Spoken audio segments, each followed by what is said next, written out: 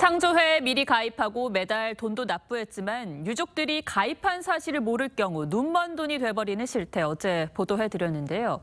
사용도 못한 돈이 어떻게 유족도 정부도 모르는 사각지대에서 상조회의 몫으로 잠자고 있는 것인지 이 문제를 취재한 송우빈 기자와 따져보겠습니다.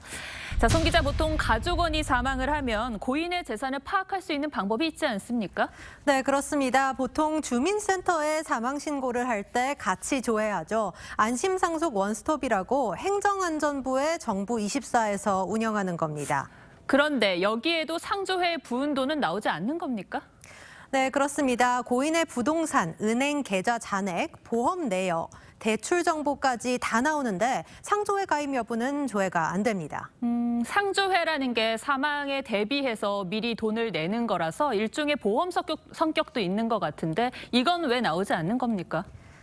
네, 상조회는 기본적으로 현행법상 금융상품으로 돼 있지가 않습니다. 선불식 할부거래업이라는 명칭을 쓰는데요. 장례식과 같은 어떤 서비스를 대가로 돈을 먼저 나눠내는 계약 거래를 말합니다. 상조회와 여행사가 대표적으로 여기에 속하는데요. 금융상품이 아니기 때문에 관리감독도 금융감독원이 아닌 공정거래위원회에서 합니다. 상속의 대상이 되지 않기 때문에 정부의 재산조회 대상에 포함되지 않는 겁니다. 그렇다면 결국 고인이 미리 말해놓거나 아니면 상조회에서 알려주는 방법밖에는 없는 건데요. 은행도 오랫동안 묵힌 돈을 찾아가라고 공개하고 또 캠페인까지 하잖아요. 이들은 왜 그렇게 안 하는 겁니까? 알리지 못하는 건지 알리지 않는 건지는 사실 들여다봐야 합니다. 보험 같은 경우 가입할 때 피보험자를 적시하게 돼 있고 유사시 연락망을 확보하게 돼 있는데요. 상조에 가입할 땐 그런 절차가 의무가 아닙니다. 상조업체 취재 과정에서 연락하면 유족들이 불편해해서라는 황당한 답변을 듣기도 했고요. 네, 참 이해할 수 없는 답변이군요. 결국 유족들이 상조회사에 일일이 전화해서 알아보는 방법밖에는 없습니까?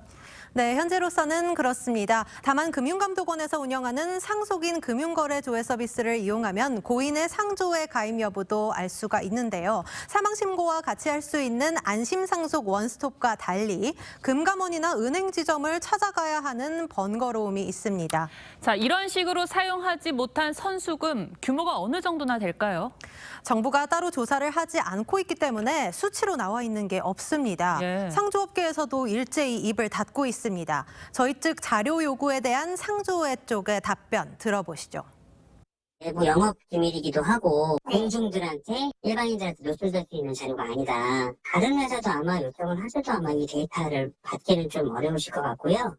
네, 가족을 떠나보내는 것도 참 아픈 일인데 상조업계의 이 도덕적 해이와 당국의 관리 사각지대가 유족들을 두 번 울리고 있습니다. 법적 규제가 시급해 보입니다. 송 기자 잘 들었습니다.